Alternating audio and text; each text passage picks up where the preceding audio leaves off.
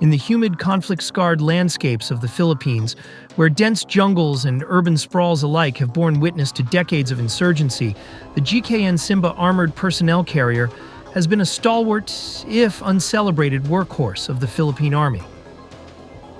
Acquired in the early 1990s, this British-designed 4x4 wheeled vehicle, manufactured by GKN Simba, now absorbed into BAE Systems, was once a symbol of modernization for a military grappling with internal security threats. With 150 units delivered, 8 fully assembled, 2 partially knocked down, 2 in kit form, and 138 assembled locally at Subic Bay, the Simba fleet was envisioned as a versatile backbone for mechanized operations. Yet, as the Philippine Army stands at a crossroads in 2025, the Simba's story is one of resilience tempered by obsolescence, a relic of a bygone era facing an uncertain future amid the nation's pivot to newer, more capable platforms. The Simba's operational history is etched into the Philippines' tumultuous counterinsurgency campaigns. From the dense jungles of Mindanao to the urban crucible of the 2017 Battle of Marawi, these vehicles have carried troops into the heart of conflict, their 4x4 configuration offering mobility where heavier tracked vehicles might falter. The fleet comprises multiple variants. The majority are APCs equipped with a one-man turret mounting a 12.7mm M2HB heavy machine gun, capable of ferrying 10 to 12 soldiers.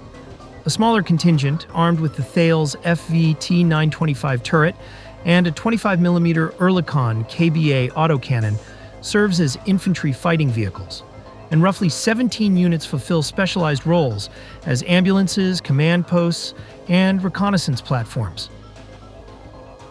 During the Marawi siege, the Simba's utility was starkly evident, as units were hastily retrofitted with improvised wooden plank armor to counter rocket-propelled grenades and sniper fire, an act of battlefield ingenuity that underscored both the vehicle's adaptability and its limitations. Today, the Simbas remain in service primarily with the Mechanized Infantry Division and, to a lesser extent, the Presidential Security Group. Some have been retired from active duty, preserved as static displays at the Philippine Military Academy in Baguio City and Camp O'Donnell in Tarlac, their hulks serving as silent tributes to a bygone chapter of the nation's military history. Yet, the Simba's operational relevance is waning. At over 3 decades old, the fleet is a study in endurance, but also in the inexorable march of obsolescence.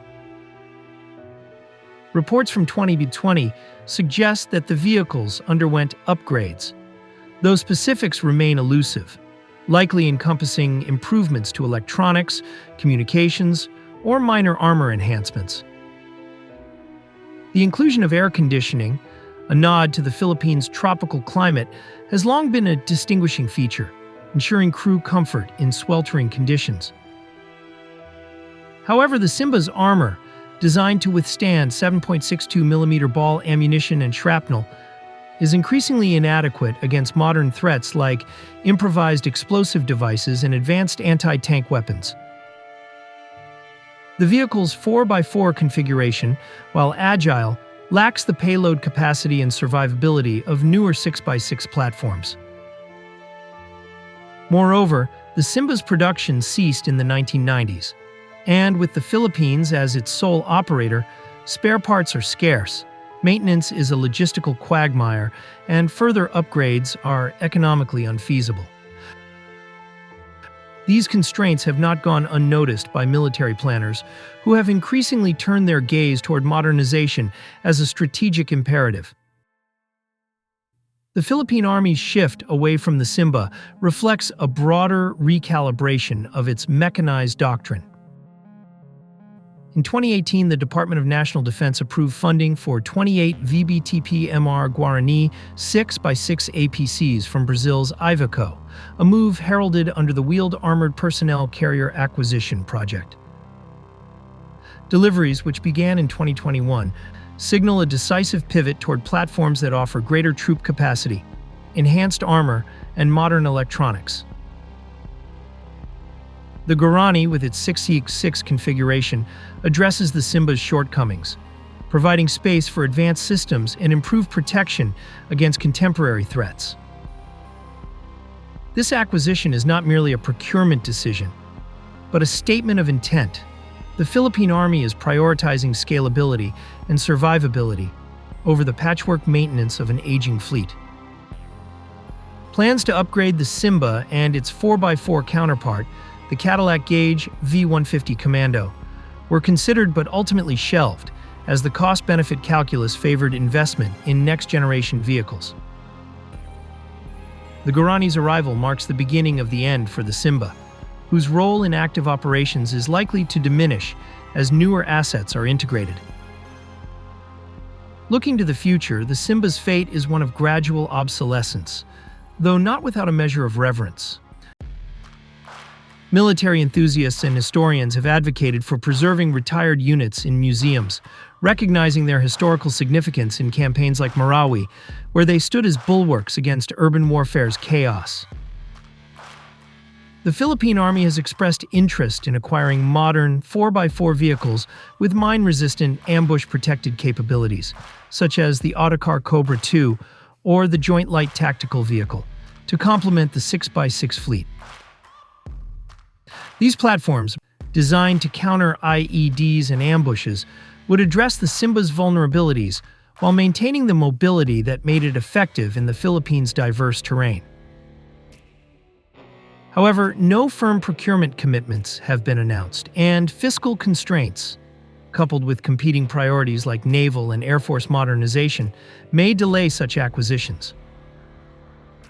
For now, the Simba persists in a liminal state, still operational, yet increasingly relegated to secondary roles as the Army's focus shifts to a more robust and versatile mechanized force.